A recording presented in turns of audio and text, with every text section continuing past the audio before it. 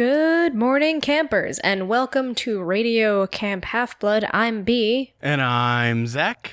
And this week, we read the final chapter of The Lightning Thief. It's the final chapter. We did it. We read it all. Please don't sue us. You're up. It's fair use. Do-do-do-do. So, what did you think of the final chapter of this book, B? Wow, this final chapter is, well, first of all, it was like a long time coming, so like that, it's like, I feel like there was a lot riding on this chapter. We've been reading this book for so long. I'm like really invested in like the outcome of the Oracle and everything. I think I'm pretty happy with how this book ended, honestly. I was like prepared for the worst because there was still two sort of check marks, I guess, left in the Oracle's prophecy about what was going to happen with Percy, and I was really unsure about what that meant, but ultimately I was pretty happy with how everything turned out. Yeah, no, it's like one of those things about when it comes to like writing endings to like series, or like not series, but like the beginnings of series, it's like really open-ended usually, or either that or it's going to be like the next book's going to be the next day or something along those lines. And it's funny because I read the final chapter and then I went back to take some notes and I accidentally turned to my copy of The Lightning Thief has the first chapter of Sea of Monsters in the back. So I accidentally flipped to that and I was like, what's going on? Like I was really confused about what was happening. Like, wait a second. Yeah, no, Sea of Monsters gets crazy, but here in The Lightning Thief, I think this is one of the better, like, last chapters for a book, just because I've read epic fantasy where they just are like, well, tune in tomorrow, or, like, there'll be, like, an example of books. Even, like, with Series of Unfortunate Events, they're, like, very, like, well, this is the story, until, you know, obviously later on in the series it changes a little bit, and how, like, they go to, like, each book is, like, I gotta read the next one, whereas, like, the first 5 are just, like, well, you could just pick these up super easy and do stuff. Same as with Harry Potter, the first 3 books are very, self-contained. They're very self-contained stories. Insulated. Yeah, self-contained, yeah. I don't know. I guess because if you think about story structure, it makes sense that the final chapter wouldn't be, like, super eventful because it's kind of more the falling action that's happening because we already had, I guess probably the climax of the story would be, like, the fight on the beach, right, with Ares. That feels more like... Yeah, no, that's kind of like the denouement, or actually it would probably be like the conclusion, because kind of like the return to normalcy would have been when Percy actually meets Poseidon for the first time, because the big moment, which you would call like the crescendo of like most movies, would be the fight with Ares. That would be like the big centerpiece, like Los Angeles is on fire, like cars are exploding, and Demigod is fighting an actual god. And then you get to Poseidon, which is just a very calm chapter, and then there's this chapter, which is like a mini fight. It's kind of like... I guess it was weird that, again, because we have this oracle that's dictating how the story goes, you know that there's still unfinished business as far as what's going to happen. So it's a little, like, weird to have the story kind of wrap up, but then also we have these other things that need to be resolved, like very last minute, like, oh, by the way, this is what happened. So I guess we should probably get into what actually happens in the chapter. I do have one more thing that we should talk about before that, and that is, do you think having like a prophecy like hinders the story, or do you think it's kind of like teases the rest of the story? Do you think that's a good idea or a bad idea to have? I liked the prophecy actually because it played with your expectations, especially because I think there's a certain cleverness to the way it's worded, I guess, because some of the things seem really obvious, like, okay, you go west, face the god who has turned, see what has stolen, safely returned, or I don't know it off the top of my head. You will be betrayed by someone you call a friend, and then those last two, I guess he considers Luke a friend, but... Well, to be fair, Luke is more of like a casual acquaintance. The person, like, it was like, he's like a hi-bye friend a little bit. Yeah, it's kind of funny that they call him a friend, because it's kind of a red herring almost, because they use the word friend. You think, oh, it has to be either Grover or Annabeth. And I thought that for a really long time. It's also the thing about, you spend so much time with these two other people, you would consider them friends. I consider like Luke maybe like a a hi bye friend, like hi bye. Well, he's the kind of person that you would meet at camp who you vaguely know. Like, yeah, I met people at day camp when I was like 10, and I vaguely knew them, and we did arts and crafts together. I don't know if we are actually friends. Yeah, so that was kind of like a weird misnomer in the way that that's phrased. It's kind of interesting, like the way it makes you think, okay, well, when are we going to find out who's going to betray him? And you never know when it's going to happen. And I guess the prophecy is chronological in the sense that, like, the first line gets checked off before the next and so on. But still, there's, like, a lot of wiggle room of, like, okay, when are these things going to happen? And, like, what do they mean by these words? That's also the idea, again, of, like, Greek tragedies or Greek plays and just having, there's a constant theme of just people misinterpreting prophecies or like thinking that they have them figured out, but really, it's not what it seems. Yeah, like the double, maybe not double entendre is the word. Double meaning. Like the double speak and how fail to say what matters most in the end sounds so dramatic. Like that's the scariest sounding line in the whole prophecy because it implies like, I thought someone was going to die. Last night, you asked me to sort of message you some of my predictions before I read the last chapter. I thought someone was going to die because like what matters most, like I didn't think that it could be a physical object. It didn't make sense to me that it would be the Helm of Darkness or the Master Bolt or anything like that, because that's not really what matters most. I think especially in this genre, what matters most is almost always like a person or like a friendship. Like that's the theme we're going with. And then I, for the whole book, pretty much assumed that was his mom, and it is his mom, but the failing to save her is kind of more of like a triumph in a way because it just has to do with her saving herself. So it's a positive thing, but it sounds so scary. And the whole book, you're stressed out that someone's going to die or something bad's going to happen to his mom. Well, that's also because we read a lot of books and we already kind of assume that's like the token mom character. It's like, oh, she's going to die or something like, it's like you might as well just have, hey, Percy, how do you like my new red shirt that I bought? Yeah, exactly. Or how do you like my new Stormtrooper helmet? Percy, I'm just 2 days to retirement, and afterwards we can like get that houseboat and gonna retire as a mom. I'm getting too old for this. Yeah, there's definitely like that trope too, which I think made me stressed about. I mean, she already died, right? Technically, she goes to the underworld. Like, well, die is complicated, but she was killed. No, she was like put in like suspended animation. Yeah, terminology is complicated, but basically she was sent to the underworld because she was attacked by the Minotaur in the beginning of the book. And the way that it's phrased, especially like when you find out the prophecy, it happens pretty shortly after the thing with his mom. So you have that on your mind. So you're like, okay, that's what matters most in the end. So he's not going to be able to bring her back from the underworld. And that's true, right? He doesn't bring her back from the underworld. He is unable to take her with him. Percy's mission is completely fails. He completely fails at his mission. Yeah. His own personal mission, not the mission that he was, given by Creon. Yeah. And it's complicated because it's less like he swoops in there and saves his mom and then she, escapes. It's more like he convinces Hades that there's been a misunderstanding and then Hades lets her go. But it's like, okay, for a split second you think, oh, right, so he doesn't save her. That's really sad. She's going to be trapped there forever. But then he's actually a weirdly man of his word, God of his word, whatever, lets her free. So then you're thinking, okay, well then what could possibly be what matters most? And I start thinking like, oh my God, is it Percy's going to accidentally, I don't know, someone's going to die, or like some sort of ironic twist of fate, like she returns to Gabe and then Gabe is going to kill her or something.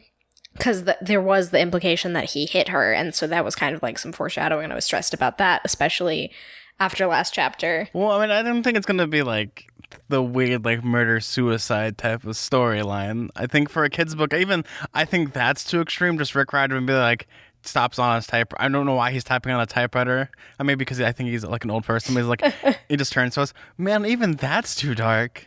We'll just have these kids get killed. I mean, darker things have happened in children's books no, for most sure. definitely. Even in the first, parents die all the time. So I didn't put it past the book to do that. I wasn't thinking that necessarily that was going to happen, but I was kind of just confused about that line. So I was relieved that it was sort of a positive thing that that Sally ends up, that's one of the main things that happens in this chapter, is she tells Percy that she used the Medusa head to make a sculpture called, what is she called? The poker player.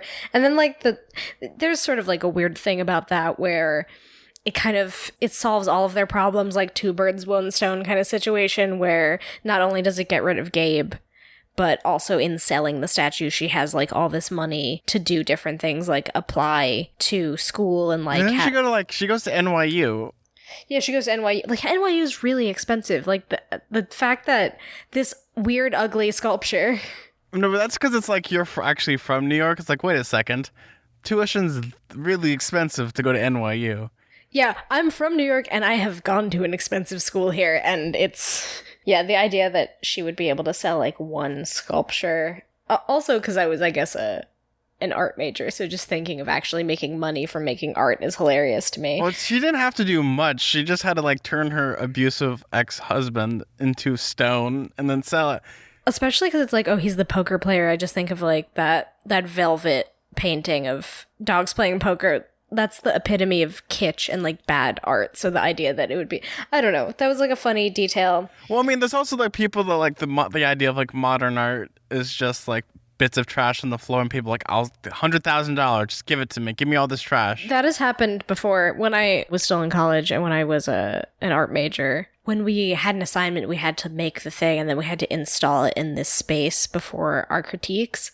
And we went and it was like in this weird like Airstream trailer in the courtyard of the art building. And we went there and everyone's pieces were up. But then there was also a baguette on the floor. Wait, what? Just a piece of bread with like a piece of string next to it. And we couldn't tell if it was art or garbage. Or both. And we just kind of stood there like, is this art? Is this garbage? I feel like I could hear Duchamp's ghost laughing. This reminds me of, there's an episode of Always Sunny in Philadelphia about like they go to like an art exhibit and Frank decides to become like a fancy art dealer. And he literally dresses up as Andy Warhol. And the first thing he sees is an air conditioner and he thinks it's experimental art in the middle of the thing. Oh no, that's just our air conditioner. I love it. I'll buy it. It's so funny. I mean, it literally works that way. You know what we totally forgot about this chapter is we forgot, what's the name of this chapter be? The prophecy comes true. So I guess we've been talking a lot about the prophecy because that's kind of the whole shtick of this chapter is fulfilling those last two little points.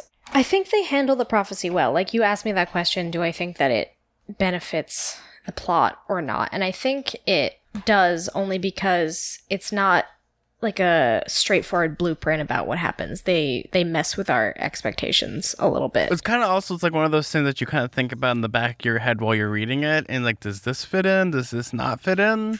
Yeah, exactly. Yeah, you're constantly trying to determine what's going on. There were definitely moments where I was like, okay, well, is Grover doing this because he has this alternative motivation, or is there something suspicious going on with Annabeth? Like trying to determine like, okay, who does he consider a friend? There's like a lot of extraneous mystery solving going on while you're also experiencing the plot of the book. No, and then there's a lot of like red herrings in this book too when you think about it, because there's a lot of places where it could be like, does this fit into the prophecy or does this one? It's kind of one of those weird like topsy-turvy things, which I think Rick Riordan does a really good job at, is because, you know, he takes a reader's expectations and kind of flips them a little bit, especially with what they're talking about. It only works really great with, you know, Rick Riordan prior to this wrote Tres Navarra, which is a mystery series. And I think, you know, having those books prior to that and like trying to write a mystery kind of into it, I think that works really well, because I've read books where it's like, oh, we'll have a riddle in the book, and you can solve the riddle really quickly because the person isn't as experienced at writing mysteries, or like trying to write like something that's like has a double meaning to it. I think that his experience writing mystery comes through, especially in these parts. Also, just in general, it's sort of like a whodunit storytelling device a little bit, where you're wondering who the friend is going to be, and then it's like, oh, plot twist, it's actually this guy, and the reason he did it is because he's loyal to, what's his name? Kronos, god of time. God of time. Well, he's not really a god, right? He's a titan of time, but you would probably use the big G, capital G for that a little bit. Yeah. He's an even greater god. He's the greatest older god. Actually, he's not even the greatest God because there's gods that came before him. That's one interesting thing about ancient Greek mythology is there's like people that came before and then people that come after. It's like there's, an ever-changing thing. Same as with like the Greek gods and the Roman gods. The Romans took the Greek gods and like made their own OCs. So like they made them super better. Yeah, exactly. It's just constantly the descendants of the descendants of the descendants kind of thing. So this chapter opens up and it's almost like the ending of like a camp story where the rag team group of kids, they win either like the big game, the baseball game, or it's like, I guess in heavyweights, they defeat the good old, I guess, counselor? Ben Stiller. Yeah, they defeat Ben Stiller. And, they lift like Percy up by like his little pudgy body, almost like the wave, or not the wave, like crowd surfing. And everyone's happy except for Ares. They're like booing him because they pretty much like, it's like the weird thing. It's like we've basically defrauded your entire like dad. Yeah, that's the weird thing is like he has to go back and then the entire cabin of Ares is kind of pissed at him. And it's like, well, your dad's a jerk, so... Yeah, but it's like the weird thing about like house pride a little bit, but it's like, I guess that it kind of applies to like anything. You can have like a crummy dad, but some people will always have their back, if that is like a weird thing. I guess it's sort of like when, here we go, Harry Potter. It's sort of like the Slytherin house where it's like, it's this strange thing where a lot of the people associated with that are bad, but you kind of just have to be like, I guess you're a part of our camp/school, even though like main person who runs your cabin/house is evil. You know what I mean? It's a little bit like that. I don't think that necessarily applies because there are evil Gryffindors, there are stupid Ravenclaws, and then there's like unloyal Hufflepuffs. Well, of course there is, but like at the same time, it's like the end of Harry Potter, isn't it? Like Slytherin, they're the house that like the largest percentage of them didn't take the side of Harry in the war against Voldemort and the Death Eaters. So it's kind of like that. Well, it's kind of like, it's like a weird little faction thing, but it is what it is. It's kind of like, well, this is what you've treated me my entire life as an evil person. Might as well just join the winning side because in a sense, that would be the winning side. But it's sort of like this weird thing where it's like, oh, well, some of them are super evil, but we kind of just have to put up with it. We tolerate them. They're like, we have like tolerance days. Yeah, not to say any of our listeners out there who consider themselves Slytherins are like inherently evil or anything like that, but Well, no, because Slytherins are just cunning. They're very smart, and they can get results. It's not like they're evil. It's not like evil house. Same as how like Hufflepuff are like a bunch of like potato people that like. And I guess Ares too. It's like they're so like, but in Ares' house, they're like inherently like aggressive and like very warlike. So they would always assume that people are just spreading lies or like propaganda against their dad. Like, that seems like something that would be, like, built into, like, their ideology a little bit. Right, that they don't believe any of the negative stuff about him. There's also some just weird relationship dynamics. We've talked about this, about, like, how gods aren't really good parents. So that there's that, too, where all of them kind of have this strange abandonment issue complex thing of, like, being fiercely loyal and defending of their god parent, even though that parent isn't really there for them in the way that a parent normally would be. It's a weird dynamic. The one thing that I've always found interesting about the Percy Jackson series is that gods are fallible. And it's like you always think of them as like these grand old things, except here it's like they're almost as fallible as humans or even more because they have all this pride and they've built upon like generations upon generations. It's like I don't know like the best way to describe it. There's no really any comparisons. Maybe I would use a Star Trek reference. There's a Star Trek. I think I've mentioned it before. There's a Star Trek episode, season 2, episode 2, where they go to a planet where there's a god that thinks he's Apollo and he's very like proud. And in the end, they defeat him because he figures out that he's fallible. Like he doesn't. I can't remember the name of that episode now, but it's like it's such a great episode. If you want to watch it, it's one of the best episodes of Star Trek that there is.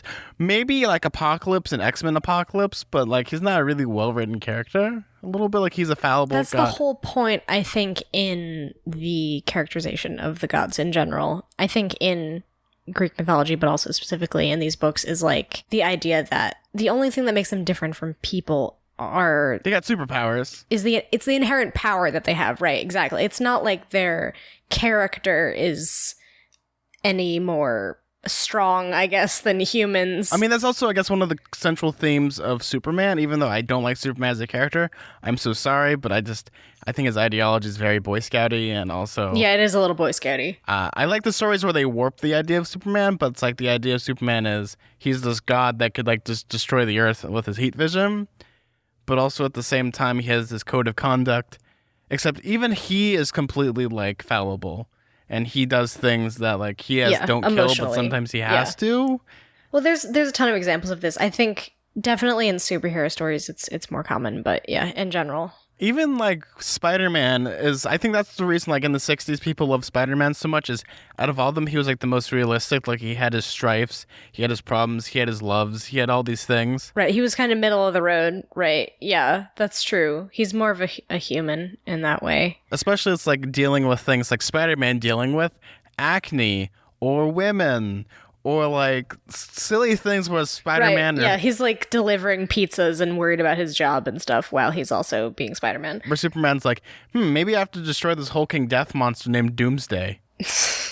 Which kind of applies here, and when we get more into this, as the story goes along with this, is, everyone's welcoming Percy in, Creon's super happy, Annabeth is, happy, and guess what?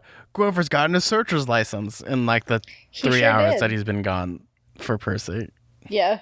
Yeah, that's kind of weird. He just kind of shows up and he's, like, really matured as a character, I guess. Like, it's like, what, it had been, like, 6 hours since they've touched down, maybe?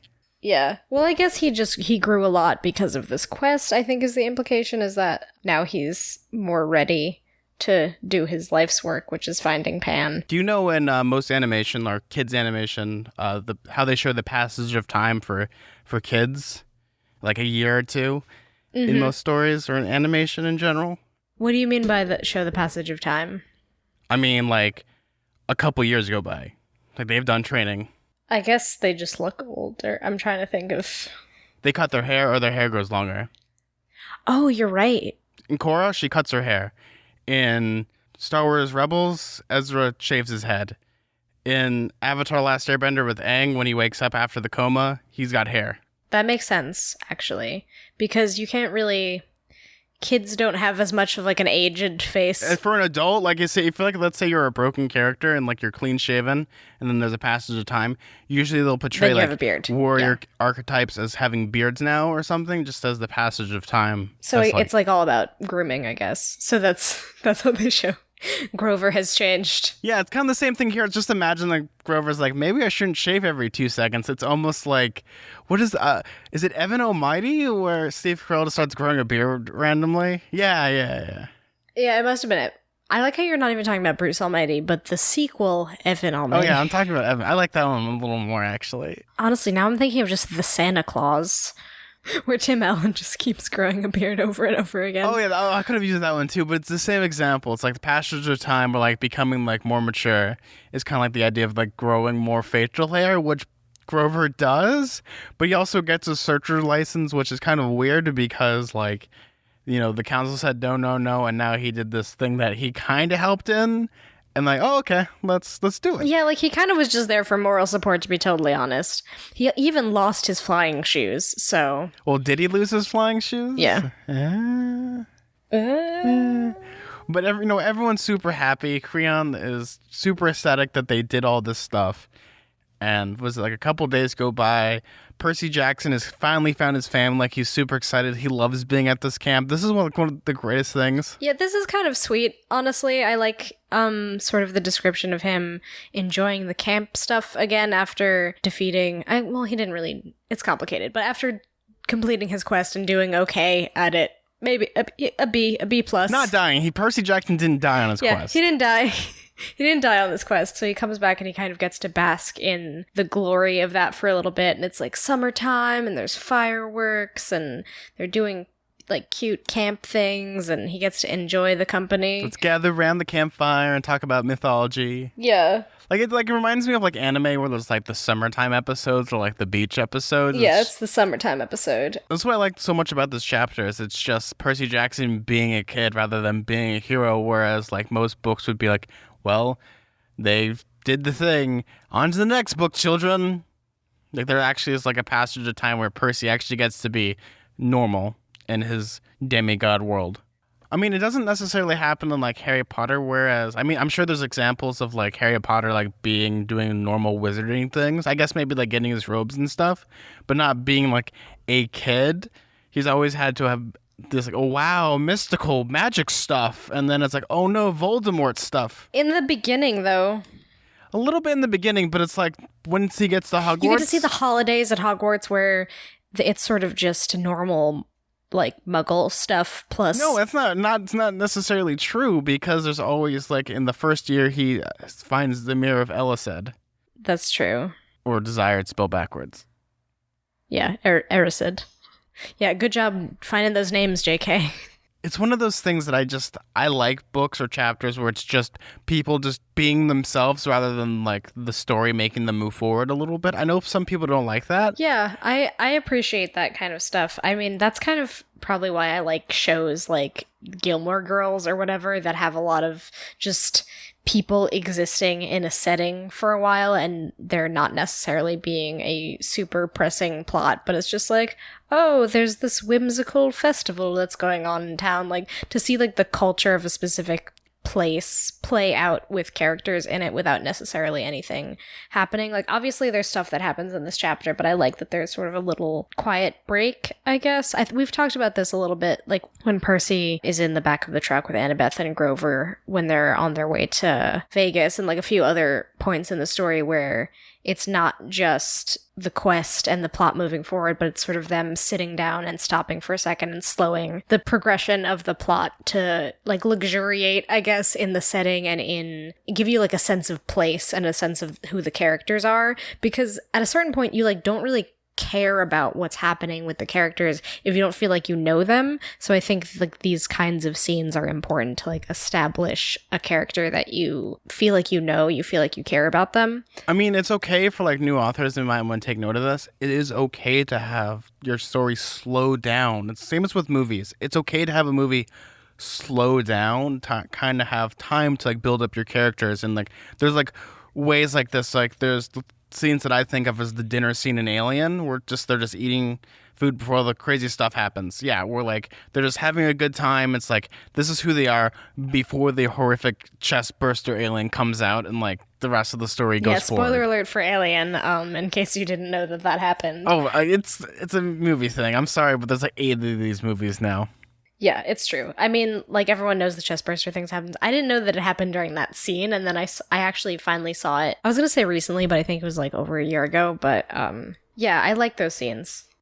Well, that's, like, when all the interesting stuff sort of happens. Like, you see more character interaction that isn't 100% related to the main complicated plot story-driven thing where you have to do the quest and do the thing and there's magic and fighting and whatever. Like that's fun too, but you know. That's what makes like a realistic character, is having like these moments, because not every time you do something there's going to be like some action or something. There's going to be lulls in people's lives, and I think that's what works really well with Percy Jackson. Is it's okay to have like a lull sometimes. Speaking of like summer episodes of things, the movie Stand By Me, oh yeah, is totally just a movie that is that moment stretched out into an entire film, basically. Let's go find a dead body. Like, I guess, yeah, like it's all about the journey getting to a place, and it's not even really necessarily about what happens when you get there, but just the interactions between the characters is really fun. That's kind of the motto of our show, B. The journey beats the destination. Yeah, definitely. Exactly. That's why it's just an excuse to talk to my friend. Yeah. Are these books to some extent. So while this is happening, Percy has to make a choice. Crayon says, you want to live here at the camp for the next like 6 months, you know, on a crazy like non-cult cult, or you can go home and stay with your mom, who you thought was dead for a couple weeks. Yes. Who's now completely guilt-free of her abusive ex-boyfriend, who's disappeared by mysterious circumstances. Yeah, that's kind of funny, is that she just makes a statue of... One of the things I thought was really funny is in Percy mom's letter, she's like, I filed a police report, but they'll never find him. By the way, Percy, you should burn this letter. is it not? I don't know. I feel like it's a little bit more incriminating than they let on that she has a statue of him that's life-size. I don't know. I'm just saying. Well, now, like, a wannabe, like, Andy Warhol guy now owns a statue of Gabe. Yeah, I guess. So maybe they're just going to think that he's the one who did it, or who knows. But it's kind of, again... But how could you prove that? Like, there's no way to... Even in, like, this universe, like, they wouldn't believe that Medusa exists. Oh, well, I don't think that they would think that it would be Medusa, but it's just... It could be like, oh, you killed him. Well, if they... We had this argument before. It's like, if they did, like, an x-ray of the statue, it would just be a statue of stone. There's not going to be, like, a spooky skeleton. Well, I'm not saying that he was covered in concrete or something. I'm saying, like, maybe... she made a spooky mold of him and made a statue of him before she murdered him, like some sort of like serial killer situation. But all I'm saying is it's a suspicious thing to have that and also have him disappear. I'm not saying that it's like a one-to-one thing where they're like, oh, the body's inside the statue, but still, you know. I'm just feeling like a Zodiac vibe here. It's just Sally Jackson slowly starts to become a serial killer. Actually, she secretly still has the head of Medusa. Whatever. I don't necessarily think that they would be like, oh, you're definitely a serial killer or whatever, but it is suspicious that he just ups and disappears. Or it's kind of like the joke of just like the police ring at Sally Jackson's door and she's wearing a dress. And it's like, your husband's missing under mysterious circumstances. 1 second, please. And she walks back and she's in like a black morning, like dinner cocktail dress. Yeah, exactly. Heavens. Oh, how terrible that he's missing. I didn't even realize. Like, Gabriel was supposed to be at the yacht club. I mean, in general, I'm happy about that plot point because, I mean, I even messaged this to you when you asked me what I would want out of this chapter, and I was angry that she didn't kill him in the last chapter, basically, when she's like, oh, well, I don't want gods to be helping me with my problems. But she does use the Medusa head. I guess technically it's herself saving herself, even though she does use a tool. Well, it's not even that. She did have the wink at the last chapter, like she's going to use it. And I think it's kind of like one of those things where, how often is it in stories where they just have these crummy person the entire time and there's like chances for him to not be crummy? I consider maybe like with the Dursleys, at least. Like I actually subscribe to the one theory that they're crummy for the specific reason of the Horcruxes, but also that they're also terrible people. Like they're just more terrible with it. Yeah, it's kind of both. But yeah, exactly. Like isn't there like a reconciliation between Harry and Dudley at the end of Harry Potter? Well, yeah, there was supposed to be, that was cut from the book, was that Dudley actually was going to have a wizarding child. Oh, that's interesting. Only Dudley and Harry, they're the only ones on talking terms. They'll send each other cards, but they're not like buddies. Yeah. I think it's funny because like I think YA often goes one of two ways. Either it's the people who are terrible, characters like the Dursleys or Gabe, like sort of like not the magical antagonist, but the familial antagonists. Usually they either reveal themselves to be not so bad and they like are forgiven somehow, or they're redeemed, or they're murdered in like a very ironic, funny way. Or maybe not murdered, but like captured in some way. I keep thinking for some reason about like James and the Giant Peach and how Spike and Sponge get like wrapped up by like spider silk, and then the cops realize that they've been lying about a bunch of things, and it's kind of like that whole comeuppance. Again, like there's a lot of Roald Dahl examples. You know what I think of when I think of terrible parents getting their comeuppance? Yeah. Did you ever see the movie Time Bandits? No, I don't think so. Man, I don't want to spoil it, but like, I don't even want to spoil this for the listeners, but what happens in that story to the parents, they get their comeuppance. And it is one of the most horrific, horrifying endings to a movie I've ever watched in my life. And it's what I think about when it comes to terrible parents getting their comeuppance. When I think of like an antagonist like that getting like their just desserts, I definitely think of Roald Dahl because he's super into that kind of stuff. Because that another example is Matilda, like with Mrs. Trunchbull, like being scared out of the Trunchbull or Cruncham Hall. There we go. I almost said Trunchbull Academy. Cruncham Hall, when they're like, I mean, that's what it was probably was being in the process of named. It was the legal paperwork were still being filed. Yeah. She just like gets scared out of there because Matilda like pretends that it's the ghost of her dead father and all of that stuff. I mean, I wrote like a whole thing about this in my thesis, how like Roald Dahl was obsessed with like the idea of... Oh, it's almost like Hammurabi Code, right? That's like an eye for an eye. Yeah, exactly. Like eye for an eye kind of stuff, like ironic deaths or punishments for people who are bad in certain ways. And that's just like the whole story is, she chews gum all the time. This gum is going to make her blow up like a blueberry. Oh, he is obsessed with TV. He's going to... Well, he also... Roald Dahl, like, hated TV. Well, I mean, most authors at that time hated TV. Even Ray Bradbury, even though he wrote for TV, they didn't own a TV in their house for a very long time. They saw it as, like, opposed to... Well, it was kind of like dumbing the masses down instead of just reading a book. Yeah, the idea that people won't read. Yeah, exactly. Which, I mean, fair point. I can agree with that to an extent, even now. Yeah, TV is also evil in Matilda, too, with, like, the Wormwoods watching TV all the time. Yeah, he was obsessed with that. But, yeah, all of the perceived flaws that these kids have, they get punished in, like, a very ironic way. And also the fact that, like, the parents... Like, it's their fault, too, because they're bad, weak parents in some way who've, like, let their kids be terrible for X, Y, and Z reason. So I guess it's so funny because I literally messaged you and I was like, I'm mad that she didn't use the Medusa head, because if Roald Dahl wrote this, she definitely would, because that's the exact kind of, like, narrative device that he loves to use, is like, oh, okay. And then it happened. Yeah. I mean, I guess it's not super ironic, I guess. It's not, like, dramatic irony that he ends up being a statue. Well, I think it would have been dramatic irony if we were to do, like, a Roald Dahl-esque thing. It would have been Percy had ambrosia in his back pocket or something, and then Gabe grabbed it. And he eats it because he steals stuff, yeah. And Percy's like, don't eat that. And Gabe eats it because he's immortal. He blows up. Yeah, exactly. It would be something like that. I think you suggested that as an idea in the last chapter episode. Come on, tell me that wouldn't have been like a more interesting alternate ending. That would have been pretty funny. Again, but that wouldn't have fulfilled the prophecy of Sally Jackson saving herself. So it could be like an accident, but still.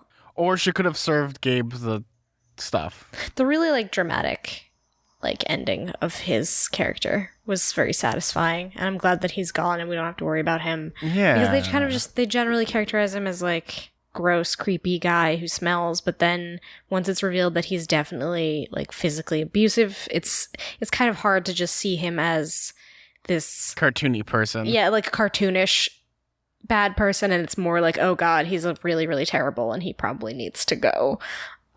Well, and he did. He got out of there, but I guess moving on from this, because we can talk about how bad Gabe is, but now he's dead, and he's never coming back that I know of. Yeah. That's not even a spoiler. I don't think he comes back. Yeah, well, because he's not magical, so you don't really have to worry about that kind of stuff as much. I mean, like, would it have been worse to have, like, a redemption arc for Gabe? It would have been terrible. Oh, God, I would have hated that. Like, who cares? They've done so much to make you dislike him in every way, shape, and form. Like, there would be no redeeming qualities left there. It wouldn't have made sense for the plot for them to do that. No, and it would have been terrible. So Percy has to make this choice. Does he want to stay at home, or does he want to stay at this camp and train for like 6 months, or just be there the entire year to train, because Kronos is going to come back one way, shape, or form, and he needs to train. Creon's like, I need to train you. We're going to make you the best hero. So it's Hercules, Perseus. Yeah, because Kronos now has like his eyes set on Percy for messing up his whole plan, basically. Yes, because apparently there's another prophecy. Dun dun dun. That only Creon and Annabeth know. Yeah, so we don't know it. Which apparently it was so bad that Annabeth is forbidden to tell Percy. Yeah, so it's something terrible involving Kronos and Percy and something. They're trying to prevent stuff from happening. They're kind of not super specific about what that could be. Remember, B, prophecies can be both meaning and meaningless at the same time. So while Percy's thinking about this, he goes down to the training field on the last day, which I think is funny because he gets a notice from Dionysus that he needs to make his decision or the harpies are going to kill him. Yeah, the cleaning harpies. Yeah, all personal articles left behind will be incinerated in the lava pit. Have a nice day. Peter Johnson. Yeah, another thing about ADHD, deadlines just aren't real to me until I'm staring one in the face. I thought that was pretty funny. Percy decides to do is he's going to go out with a good old Riptide and he's going to hit some training dummies, and he gets there.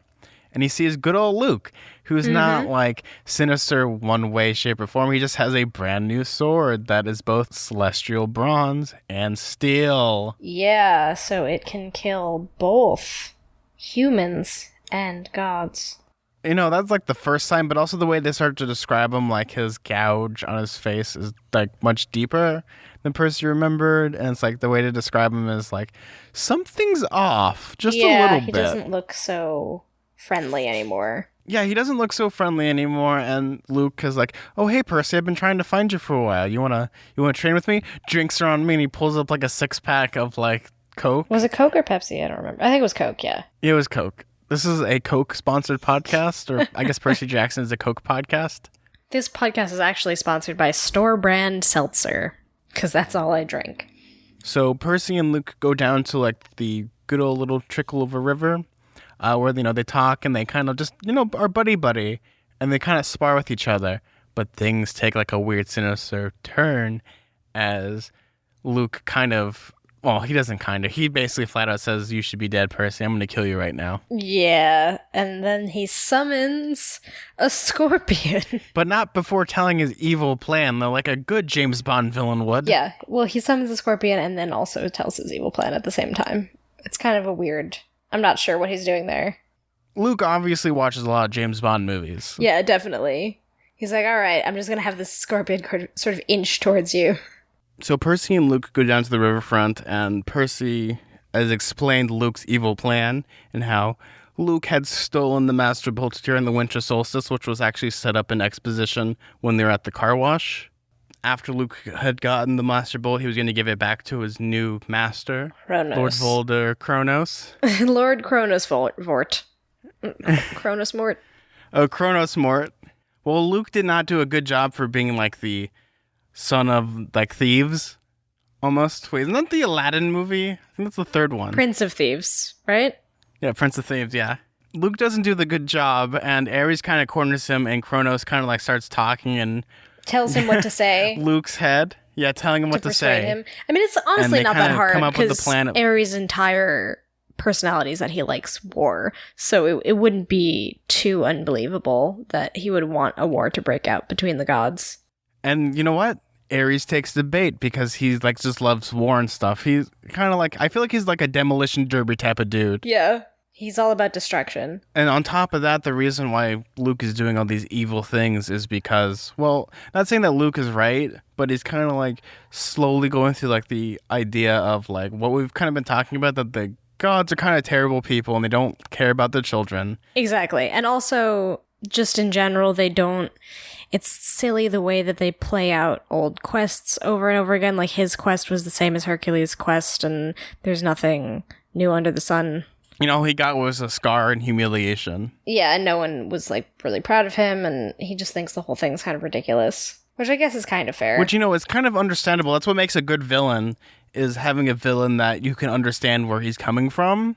And, like, if you, like, flip it on the other side and had, like, Luke as the main hero, it's like, wow, this makes so much sense. And that's what makes a good villain. I think that's why like Thanos is a really good villain in Infinity War, even though he's like a crazy whack job of a person. It's a similar kind of thing, right? It's like, oh, you humans are terrible because you do these things. And yeah, it's the same kind of thing of like, oh, Western civilization is terrible because it ruins the earth. And it's his like it's a similar critique on society why he's motivated to do this. What makes a good villain is it's just another story that you haven't actually got a chance to read yet. Though, I mean, there's some villains that are built specifically where if you'd listen to their story, you would be so bored, like Count Olaf. Even like Lord Voldemort, like his story's interesting, but it's not like I wouldn't want to read a whole book about it.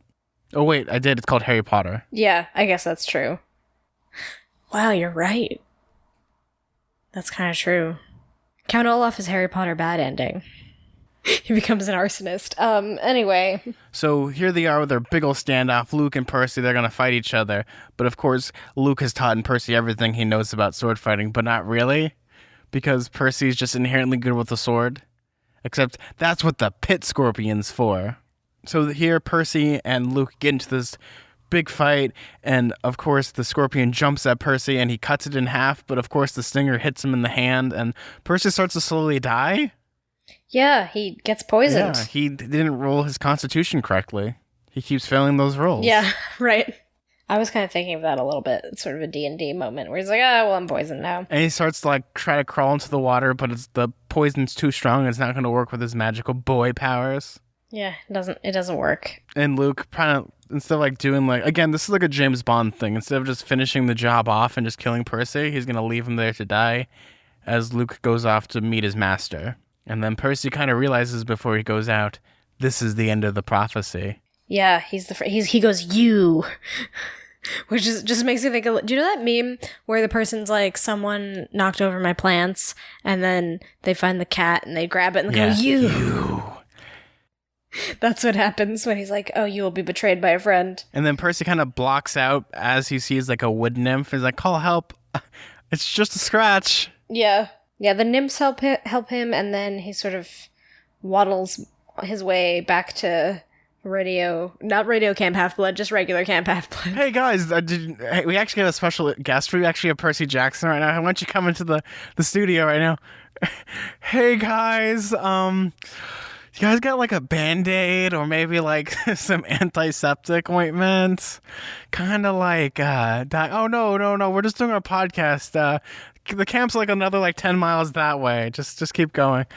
Thanks, guys. Well, I mean, from me, Camp Half-Blood is probably like the setting that it actually takes place. It's like in Long Island, right? Yeah, it's in Long Island. So it's probably like 3 hours from where I am right now. So Percy Jackson just waddled off from our studio right now. Hopefully he gets saved, which he does. Yeah, he gets the help he needs. What are we? We're just podcasters. We aren't trained medical professionals. I definitely am not. If Percy wants to learn about medical stuff, he can listen to the Sawbones podcast. Maybe they will be able to help him. That's true. Or he could watch Grey's Anatomy, which is what I've been doing for like the past couple weeks, even though that show, I mean, I haven't even been watching like the new seasons. I've been watching like the episodes from 2007, like over a decade ago, getting invested in these characters. So Percy wakes up in the infirmary and Creon has cured him of all of his poisons. Percy tries to get up but fails, but him being stubborn, he actually does get up and kind of like waddles to like the front door where Annabeth is there.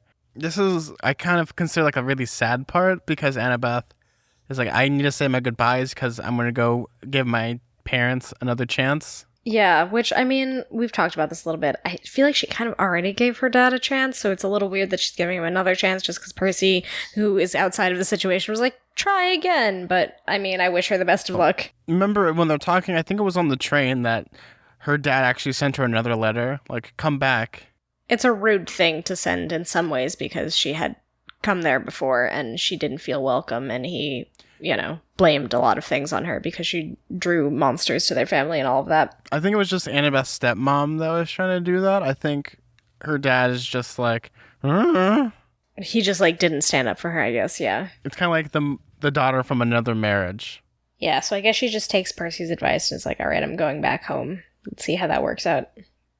I hope it works out. Percy decides, at that moment, I'm going to go spend time with my mom because family is really important. Sorry, Creon, but I'm not going to be coming for the next 6 months.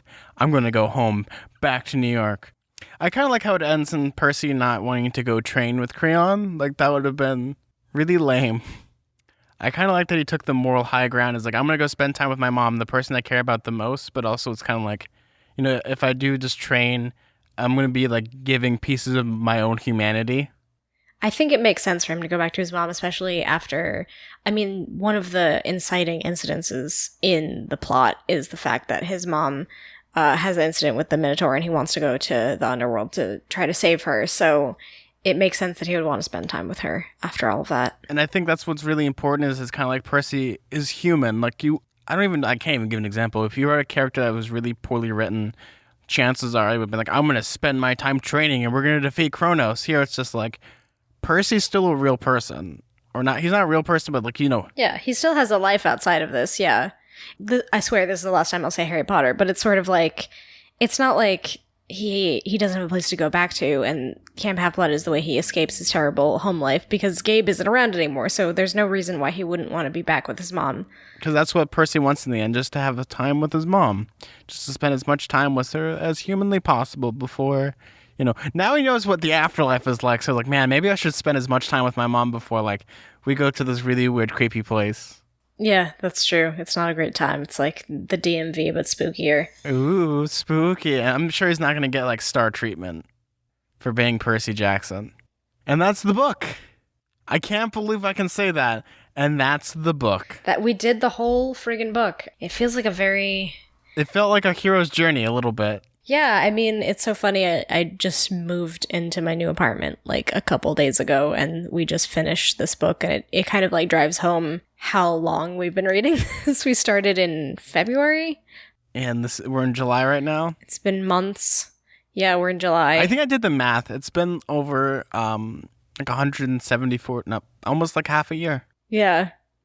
It's been almost half a year. How many episodes? I mean, I guess it's as many. It's 22 episodes. About 26. Oh, right. Yeah. So it's been like 26 weeks of doing this and reading this children's book incredibly, painfully, slowly. But that's what makes it fun, and I feel like you'd enjoy it a lot more. And not getting spoiled. But I didn't spoil anything about this book. Yeah, you didn't, which was fun because then I could make my own predictions. And honestly, I was pretty proud with some of my predictions came true. I did eventually guess that Luke was the one. Well, I mean, it's kind of like it's almost like a game of like guess who. Eventually, like you knock down the pieces, and you're like, oh, well, it's between these two people. Exactly. Yeah. Like I didn't think that it could be anybody else. It was like between him and Chiron, but Chiron, again, he's too old to be considered a friend. Again, friend is like a weird word that they used because I don't super think that Percy was like that buddy with Luke to begin with. Well, I mean, you would have known it was like, and you will be betrayed by the person you call acquaintance. Then a person you call a casual acquaintance, who you make that weird kind of half smile face if you saw him in a hallway. Like sometimes you might even like wave, or sometimes they might like wave back at you, and you might get confused. Like, wait, are you waving at me? And you like hold the door for them, but then like they're too far back, but you still hold the door, and then it's like awkward, and then you let go, and then it hits them, and then like they kind of like start moving forward, and yeah, it's like it's a train wreck. I mean, Luke's the type of friends like you look at them as like in your recommended friends on Facebook, and you're just like, I don't really talk to him, but I mean, I don't mind sending him like a friend request. Yeah, it's like, oh, right, him, yeah. We went to camp together. He was okay, I guess. He was good with swords. Like, yeah, he was really good, and he had no problems whatsoever. We were good friends. And then you like click on him, make your Facebook post, and then he turned out that like he's like a crummy person that just posts like selfies of himself without his shirt on and like being obnoxious, and like, oh, yeah, maybe this isn't a good idea. Yeah, I mean, Luke does sound a little bit like a dead butt. What is our euphemism? He sounds like a little bit of a dude bro, kind of. The way they describe me is a surfer bro. So I guess maybe I shouldn't be too surprised that he's evil. I can't believe we're done with this book already. I mean, not already, but like after all this time, you know? And next we're going to be reading Sea of Monsters. We're actually going to be taking like the next week, not off, but we're going to be covering the movie. Dun, dun, dun. I'm so sorry, everybody. I'm so sorry. People are like, I love the movie, and I'm like, oh. Yeah, that'll actually be. Yeah, that's what happened to me the other day. I say the other day as if that wasn't like a month ago, but I met a friend of a friend, and I mentioned that I did a Percy Jackson podcast, and she was like, oh, I really like the movie. I didn't read the books. And I was like, I've heard the movie was really bad. I feel like you probably like the books better if you really loved the movie. Like, yeah, we get that a lot, and I think it's going to be a really funny thing to do is like watch this movie. Now that you have like this wealth of knowledge of everything that you think of, like what are the central themes of Percy Jackson? I think the characterization has to be good, so they have to like demonstrate, you know, the different personalities of the gods. Mr. D has a very distinct personality. Ares has a distinct personality. I think casting is super important. Makeup too, I guess, to sort of portray them. I'm not going to tell you anything about this movie. We're just going to watch it, and we're going to be doing a commentary on this, and then we're going to all openly weep. I saw that somebody was playing I feel like Nathan Fillion plays a character. Oh, he's in the movie. Nathan Fillion's in the movie. Pierce Brosnan, Sean Bean. But I don't remember which character he plays. He plays one of the gods, I think. Do you want me to tell you who he plays? And I know that, yeah, it doesn't really matter either way. He plays Hermes. He plays Hermes, you're right. I know that Logan Lerman plays Percy. That's kind of all I know. So we're going to watch it next week, and we're all going to have fun, and then right after that, we're going to get into our boats, and we're going to sail to the Sea of Monsters. So, B, do you want to know what the first chapter of Sea of Monsters is called? Yes, I do. And you're going to predict what's going to happen in the first chapter, okay? All right. My best friend shops for a wedding dress. Oh, geez. Annabeth? Who else would it be? It would be Annabeth, I guess. I guess she's shopping for a wedding dress? Unless it's Grover. I don't think Grover would be shopping for a wedding dress. He doesn't have a lot of friends. So what do you think the Sea of Monsters is? Or what do you think the first chapter is going to be about? Or what do you think that plot is going to be? Well, I accidentally spoiled myself a little bit because I flipped to that page. I do know that there's something with him not knowing when he's going to return to Camp Half-Blood because his mom says something about how he might not be able to return as soon as he thought. That's the only thing that I saw before I was like, wait, this is the wrong chapter.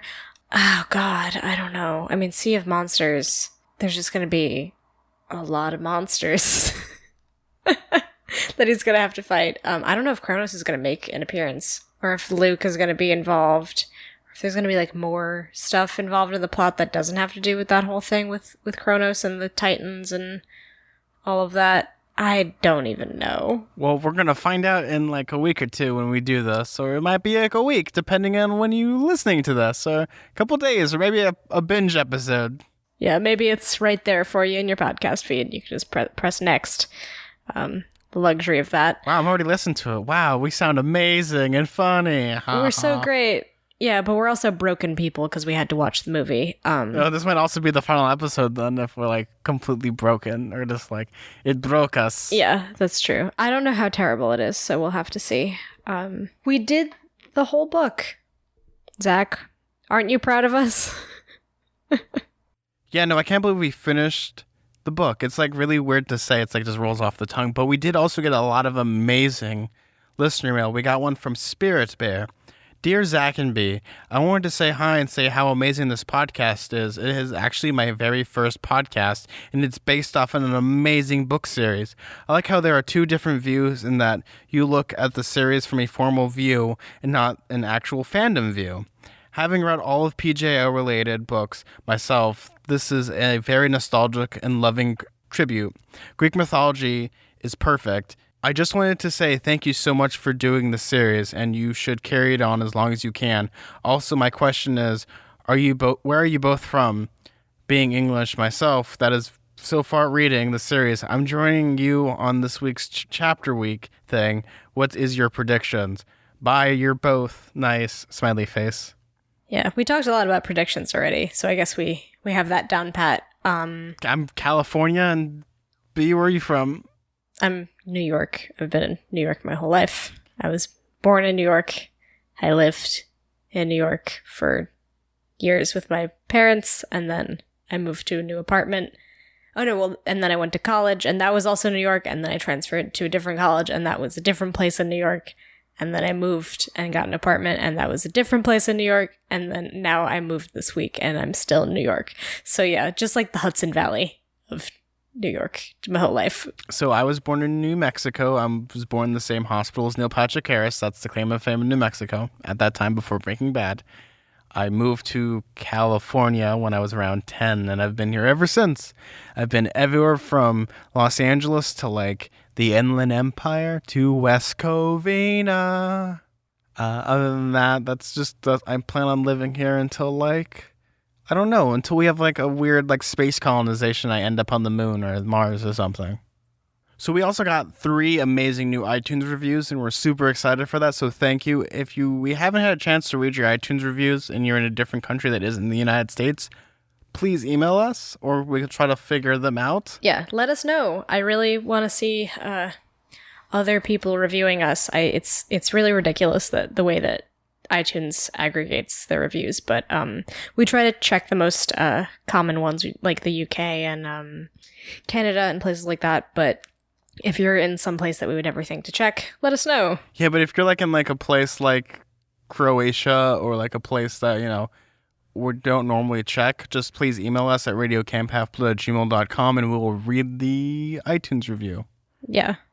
Or you could tweet at us on either our personal ones or... Yeah, there's a lot of ways to contact us. So we got 3 whole reviews, which is awesome. We're at 59 reviews right now. We're almost at 60, which is amazing. We've only been doing this for... less than half a year? I think you said... less than 6 months. And already we're at 60, almost 60 reviews. So I'm really excited about that. That's really cool that everyone is sending in what they think about the show. But yeah, most of it. I think we got maybe one 1-star review or something. That's okay. Actually, no, we have no 1-star reviews. We only have 2 2-star reviews. Anyway, that's inside baseball. Enough about that. Do you want to read this first one? I'll read the first one, yeah. So the first one we got was from Bobcat Bug 101. It says, great podcast. I love this new look at Rick's books, and I love the PJO series, so this is the perfect podcast for me. Yeah, to the point. It's a to-the-point review. It's good. It's a to-the-point review. I like that. What's the next one be? Next one is amazing! Exclamation point, exclamation point, exclamation point, smiling cat emoji, like 5 times. From Daughter of Poseidon, I've been looking for a Percy Jackson podcast, and this totally answered my prayers. This is a very good and hilarious podcast, and I encourage you to listen.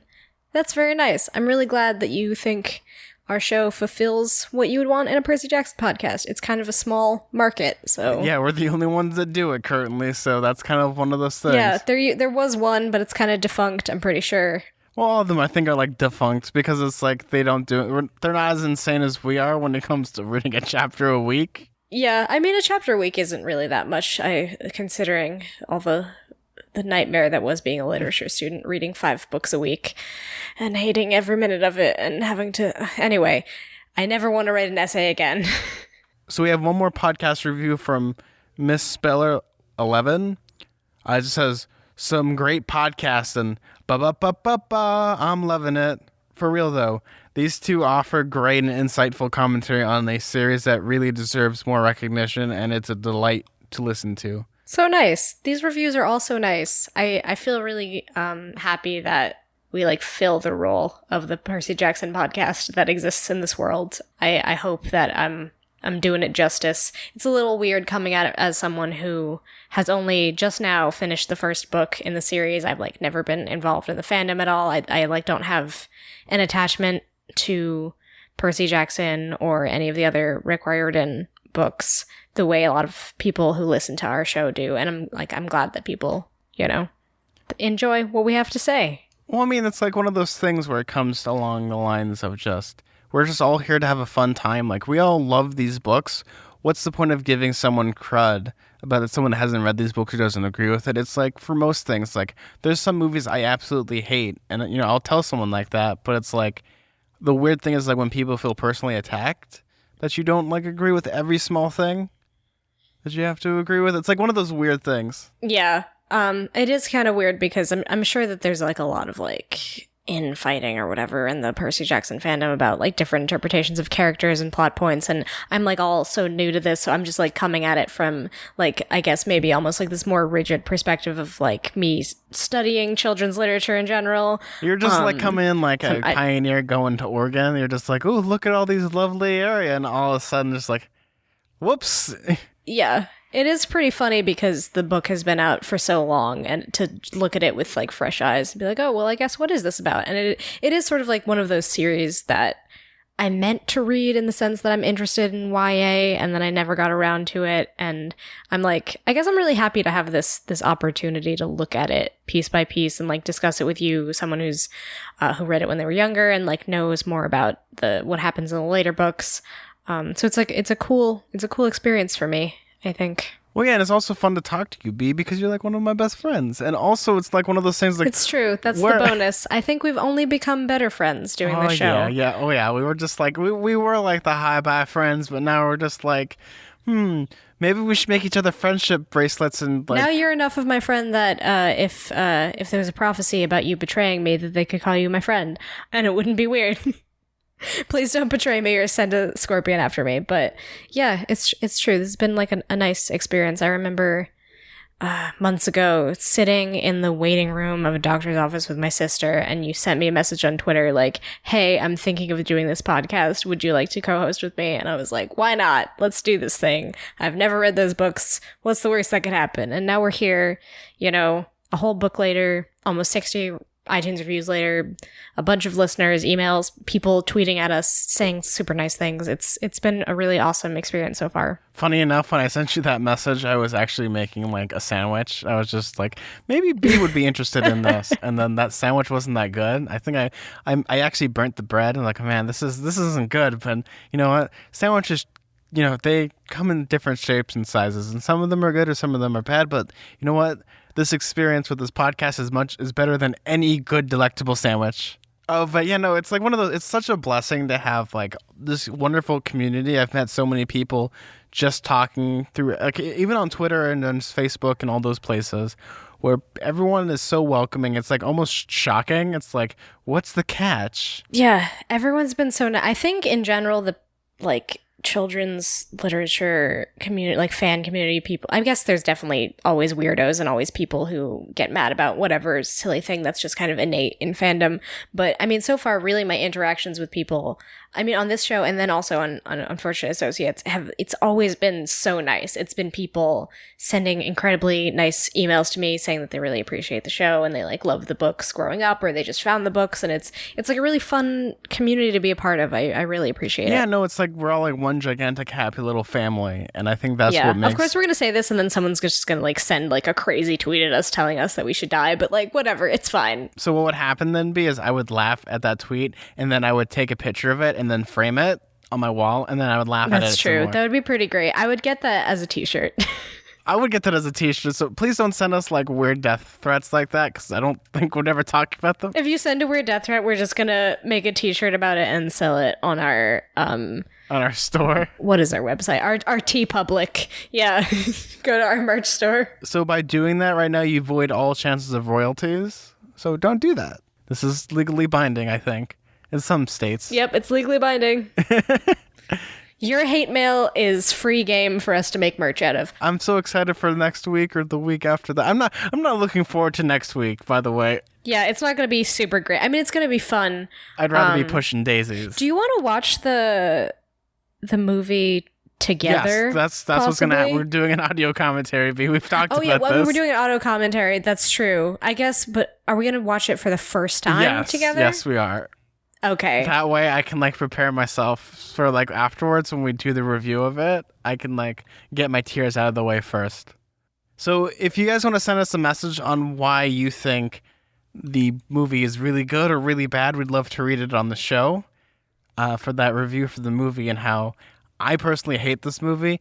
I don't know. B might actually enjoy this movie. It's like one of those weird things. It's kind of like one of those mid-early 2000s children's literature adaptations.